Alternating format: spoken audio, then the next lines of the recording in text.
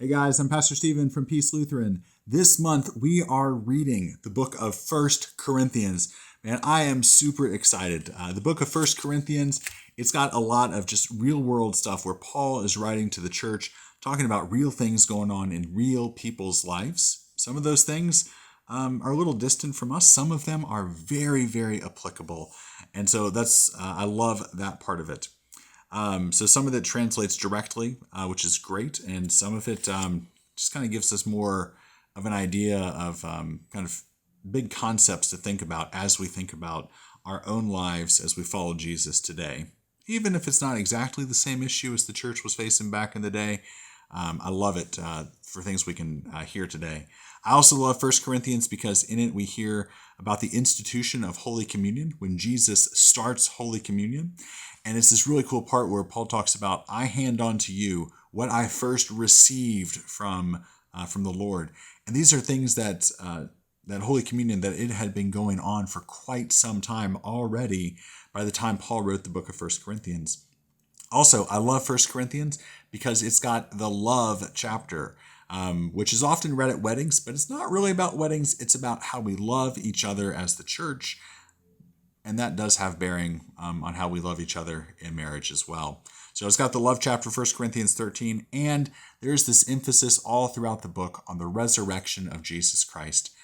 And man, if Jesus wasn't raised from the dead, yeah, we might as well do something else. But he is raised, therefore this faith matters, and it really is a big deal. All right, so how do you find the book of 1 Corinthians? Well, I've got my Bible here. You can use any old Bible, but this is mine. The first thing you do is you go to your first book of the Bible, which is the book of, well, after you get through the introductory material, the first book of the Bible is Genesis. If Genesis is at the beginning, you flip to the back, and the very last book of the Bible is the book of Revelation. If you open the Bible halfway, you are going to find the book of Psalms.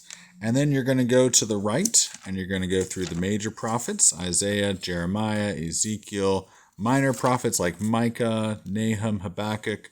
Then you're going to get to the Gospels, Matthew. And then you're going to get to Mark and Luke, John. Then you're going to go past the book of the Acts of the Apostles, past Paul's letter to the Romans, and 1 Corinthians comes next. First letter of St. Paul to the Corinthians. So it's toward the end of the Bible because it's in the New Testament, but that's how you find it. Hey, as you guys are reading the Bible, ask questions. Things like, what does this teach me about God and about God's love? Ask questions like, how does this passage guide me in loving my neighbor? And always ask the question, what might God be saying to me through this particular reading here? Ask those questions as you're reading. And let me know what you're hearing and what you're finding out. How is it that God gets your attention through this passage of Scripture? Let me know. And one more thing before we go. This month, the book of 1 Corinthians is 16 chapters. That means there's lots of extra time in the month if you read one chapter a month. So if you are an enterprising individual and would like to read something else, here's the bonus challenge book of the month is the book of Esther. The book of Esther, it's in the Old Testament. It tells the story of Queen Esther and how God works through her to save his people, his Israelites, his Jewish people. An interesting piece of this book, the book of Esther, is that God isn't mentioned by name anywhere in the book. Nowhere. Nada. Zilch. But because God's name is not mentioned, it forces us as Christians to listen attentively, to notice God's action behind the text, in the characters, where God is at work, even if God's name is not mentioned. Because we know and we believe that God is at work everywhere, even if you don't put a cross on it or name the name of God. So that's a really exciting thing in the book of Esther. You got to listen for it. And you're going to notice that one of the primary places is when Esther's uncle points out that, hey, Esther, maybe the reason why you're in the position you're in as the queen of Persia is to be there for this time, for this very difficult time that our people are going through right now, when our enemies are trying to kill us and destroy us. maybe you are where you are, that you're in this position for such a time as this. And I think that was true in Queen Esther's case.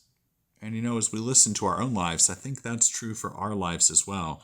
We are in the positions we are in with the relationships and the connections and all those sort of things for the time that we're at. And we're called to be faithful, just like Queen Esther was. So this month we've got 1 Corinthians as our Bible book of the month, and the bonus book is the book of Esther. Let me know what you hear. Where is God speaking to you?